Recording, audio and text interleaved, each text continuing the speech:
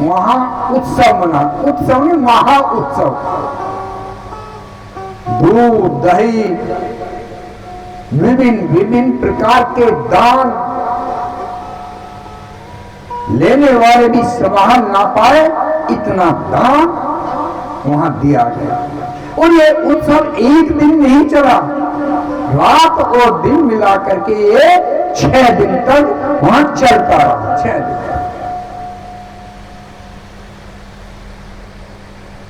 और जब घर में पुत्र या पुत्री आ जाती है, हम लोग छठे दिन क्या करते हैं?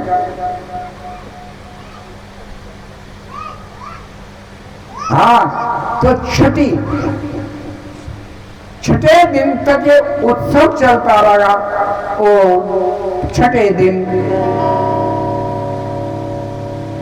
छठी मैया की पूजा, और ये छठी मैया की पूजा प्रस्तुता गृह में ही पूजी जाती है।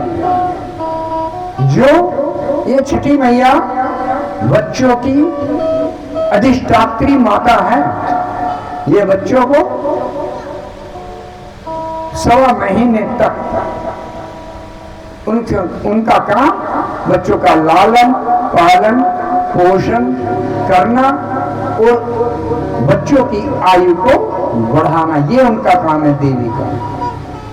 ये विष्णु भगवान की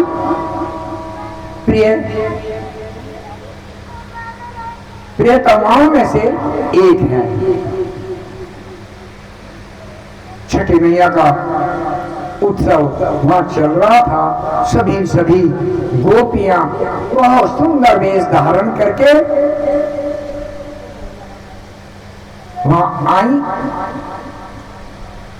और सभी के हाथों में मेहंदी इत्यादि स्वराग के जो भी चिन्ह हैं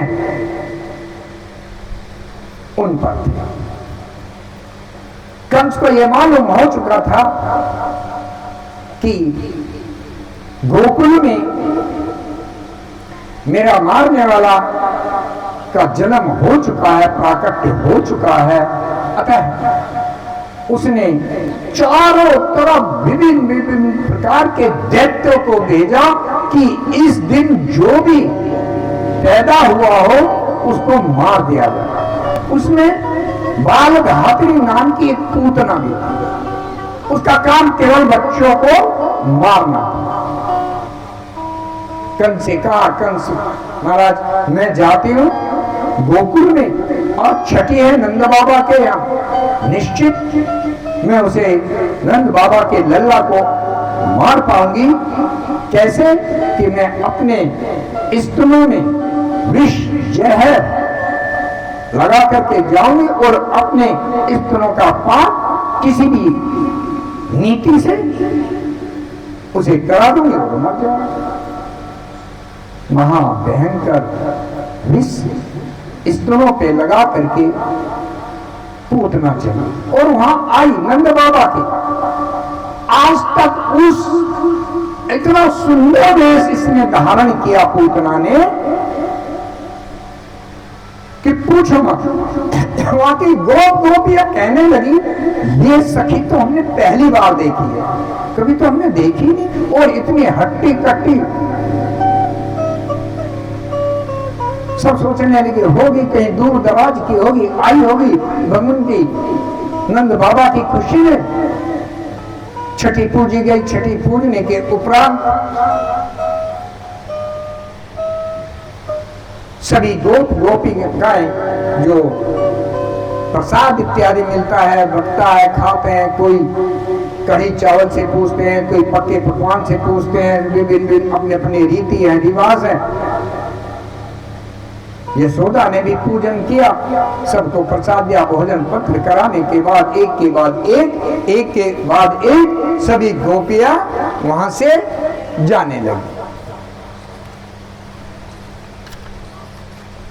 जब वहां से सभी गोपियां जाने लगी, केवल एक गोपी बच रही है और वह है पूतना। सब चली गई। पूतना ने कहा मैया तू तो कुछ काम कर ले, लल्ला को तो मैं देख लूंगी, पालने में लल्ला थे। यशोदा ने विश्वास उस गोपी पे कर लिया। यशोदा जी अंदर गई। अंदर जाने के बाद में वो दूध को ओटने लगी और इधर पूतना ने अपना खेल रचाया। पूतना ने लल्ला को पालने में से उठाया। उठाने के बाद अपनी गोदी में लिया। गोदी में लेते ही लल्ला ने अपने नेत्र बंद कर लिए। क्यों बंद करें? बहुत इसके कारण अनेक अनेक व्यासपीठों ने अपने मुखार बिंद से किया है।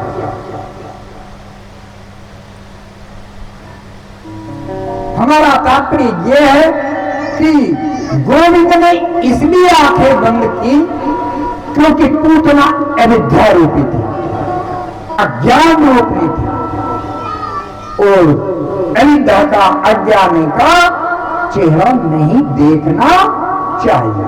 एक, इसलिए आंखें बंद की। दूसरा, ये बालक हाकमी है जो बच्चों पर अत्याचार करते हैं, मारते हैं।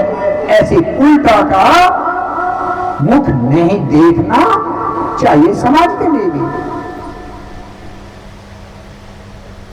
तीसरी, इसलिए आंखें बंद करी कि इतना सुंदर स्वरूप कहीं मेरे स्वरूप को देख करके, यह मेरे मुखारबिंद को देख करके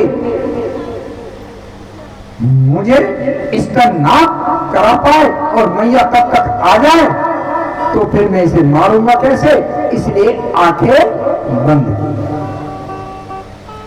इसलिए आंखें बंद करी कि पूतना स्त्रियों पर क्या लगा के आई थी? जहर। आंखें बंद करी मेरे गोविंद ने, इसलिए वो याद किया भोले बाबा को, हे भोले बाबा आ जाओ, आ जाओ, क्योंकि विष पीने का काम तो महाराज आपका है। यहाँ तो मैं अब क्या, मेरा जो अवतार है वो तो माखन मिश्री खाने का है। अगर मैं विष पीऊंगा तो खेल बिगड़ जाएगा, इसलिए आंखें बंद।